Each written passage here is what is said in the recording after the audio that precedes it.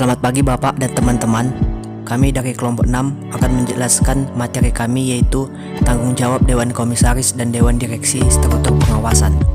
Untuk pembahasan pertama akan dijelaskan oleh saya sendiri, yaitu fungsi direksi dan Dewan Direksi. Dewan Direksi berfungsi untuk mengurus perusahaan. Dewan Komisaris berfungsi untuk melakukan pengawasan. Selanjutnya, Manual Dewan Direksi dan Komisaris. Manual Dewan Direksi dan Komisaris sangat diperlukan dalam implementasi GCG di suatu perusahaan. Manual tersebut berfungsi sebagai pedoman bagi direksi dan komisaris dalam menjalankan aktivitas operasional perusahaan sehari-hari. Selanjutnya, tujuan penyusunan Manual Dewan Direksi dan Komisaris. Yang pertama, menjadi referensi utama bagi setiap anggota direksi dan komisaris untuk melaksanakan tugas wewenang dan tanggung jawabnya dalam mengelola perusahaan. Yang kedua, membangun kemandirian dalam membuat keputusan dan dapat menjalankan tugas serta bertanggung jawab masing-masing demi harapan pemegang saham dan pemangku kepentingan lainnya. Selanjutnya, menjadi pedoman dalam melakukan tata kelola perusahaan yang baik. Ada beberapa hal yang perlu dimasukkan dalam penyusunan manual tersebut adalah sebagai berikut. Yang pertama, tujuan dan ruang lingkup Manual Dewan Direksi dan Komisaris. Yang kedua, visi, misi, nilai, tujuan, sasaran perusahaan, dan struktur organisasi perusahaan. Yang ketiga, prinsip-prinsip GCG, sistem pengendalian internal, nilai-nilai etika bisnis, dan aturan berlaku perusahaan atau Business Ethics and Code of Corporate Conduct beserta sanksinya. Yang keempat, mekanisme penunjukan calon direksi dan komisaris atau Statement of Corporate Intent, termasuk kriteria, persyaratan atau kualifikasi, proses seleksi serta uji kelayakan dan kepatutan atau Fit and Proper Test.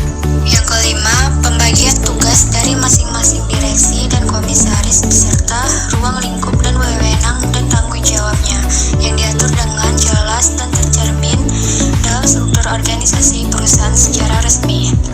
Yang keenam, tata cara penyelenggaraan rapat direksi, rapat komisaris, rapat direksi dan komisaris, mekanisme pengambilan keputusan dalam rapat direksi, tapi komisaris serta rapat direksi dan komisaris, serta hubungan kerja antara direksi dan komisaris.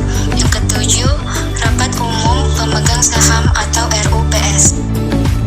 Yang kedelapan, pengkajian kinerja direksi. Yang kesembilan, fungsi dan tanggung jawab sekretaris perusahaan atau corporate secretary dan satuan audit internal atau internal audit. Yang kesepuluh, penanganan terhadap konflik kepentingan atau conflict of interest. Regulasi direksi. Yang pertama, direksi menurut Undang-Undang BUMN.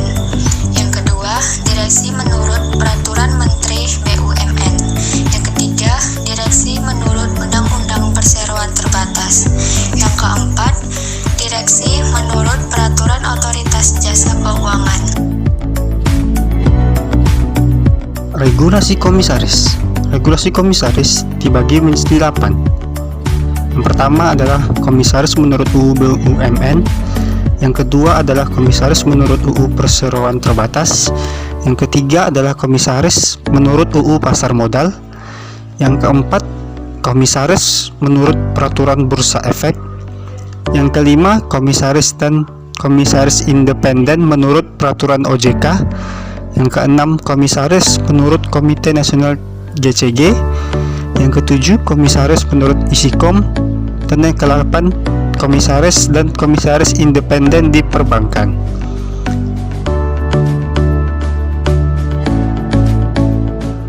Program pengenalan perusahaan BUMN. Anggota Dewan Komisaris, Dewan Pengawas, dan anggota direksi yang diangkat untuk pertama kalinya wajib diberikan program pengenalan mengenai BUMN yang bersangkutan. Program pengenalan tersebut meliputi 1. Pelaksanaan prinsip-prinsip GCG oleh BUMN. 2. gambaran mengenai BUMN terkait dengan tujuan, sifat, dan ruang lingkup kegiatan, kinerja keuangan, dan operasi perusahaan, strategi, rencana usaha, jangka pendek dan jangka panjang, posisi kompetitif, risiko, dan masalah-masalah strategis lainnya.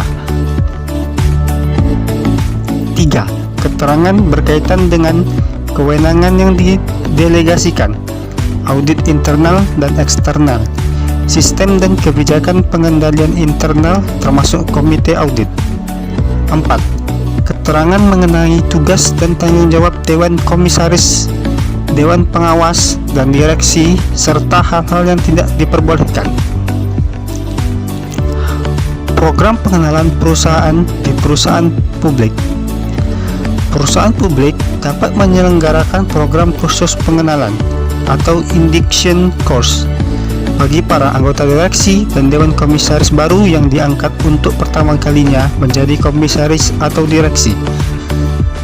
Pelaksanaan program tersebut dapat dilakukan melalui kerjasama dengan pihak ketiga, seperti Indonesian Society of Independent Commissioners atau ISICOM, dan Forum for Corporate Governance in Indonesia atau FCGI.